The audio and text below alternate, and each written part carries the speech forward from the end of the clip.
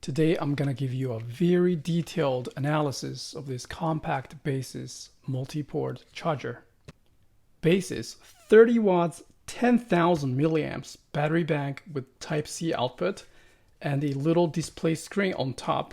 It is clearly designed for small electronics and iPad because it is rated at 30 watts max, but let's see if it can really handle my MacBook Pro 14.9 volts 1.89 amps to the MacBook Pro. Do a quick size comparison. 20,000 milliamps. The USB Type-C to USB-A cable is included for recharging this battery bank. It's super compact at 2 1/8 inch wide and 4 3/8 inch tall.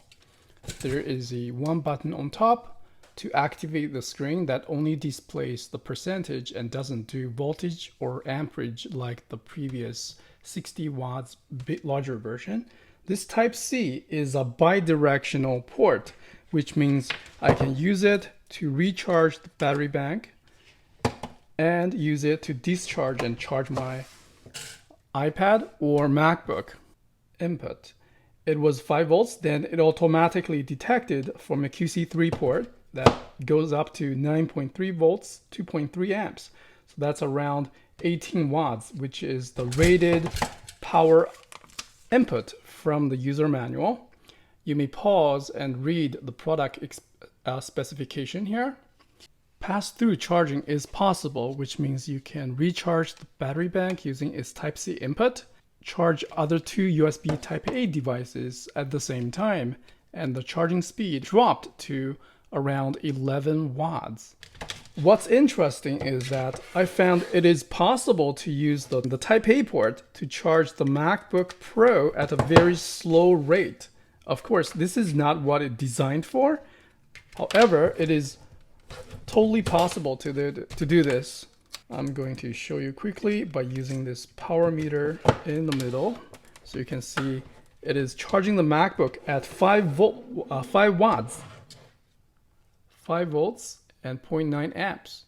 Okay, but for faster charging, always recommended that you use a Type-C to Type-C port. So again, I'm going to use the Type-C port of this power meter to give you the measurement.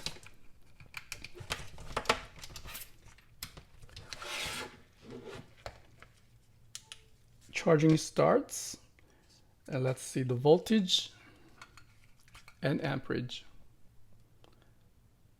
15 volts, about 1.9 amps.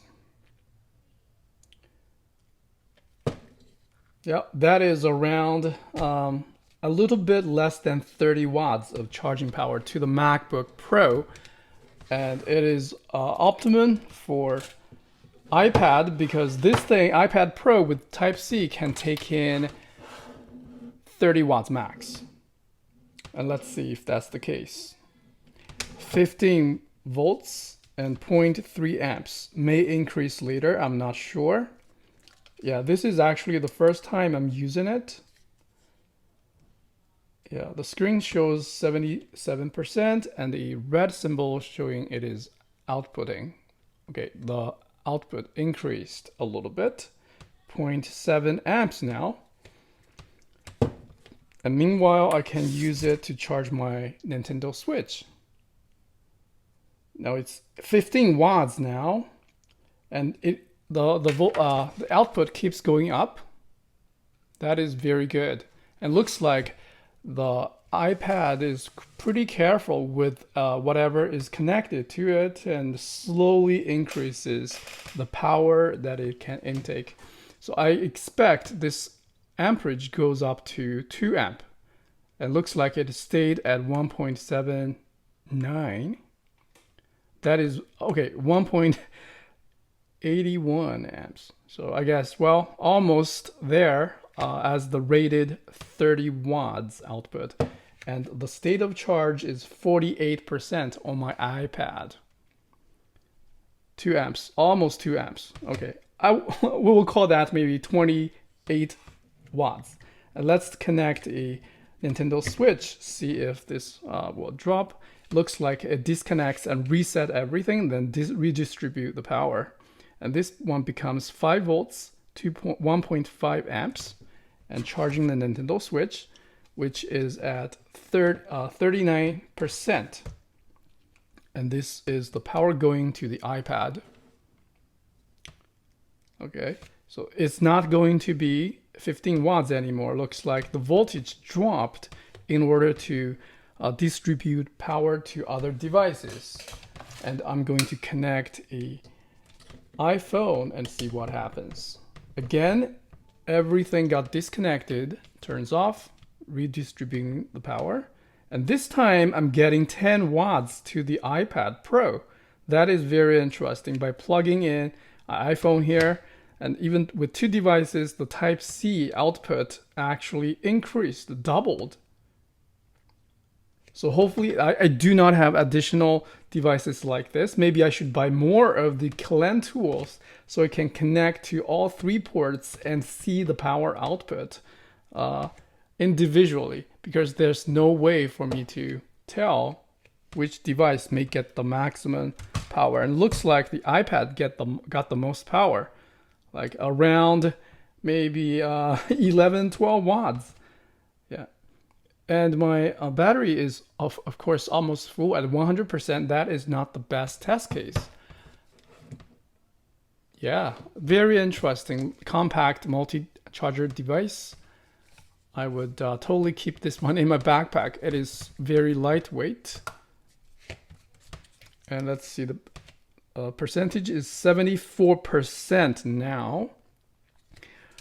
And let's see if I'm just gonna use one cable. Let's test the MacBook charging again, because it's gonna be a cool solution as a really ultra compact charger for MacBooks. If this can really do 30 watts, let's test that again. I'm really curious. And the charging input is 18 watts. Discharging is faster than its recharging speed. Look again, 14.9 volts, 1.89 amps to the MacBook Pro. This is a really good result. Yes, very close to 30 watts as it's rated on the case. Excellent. Yeah, although it is not rated for MacBook, you can totally do this. Perhaps add maybe 30% charge to my massive battery inside. This thing, oh, by the way, most importantly, it is 75% efficiency according to the spec, right? You should not expect the full 10,000 milliamps out of this little battery pack. It is pretty common for the battery pack to be around 70 to 80% efficient. And this is greater or equal than 75% efficient, which means you will get 7,500 milliamps out of it. All right, thank you very much for watching. Hope you find this review helpful.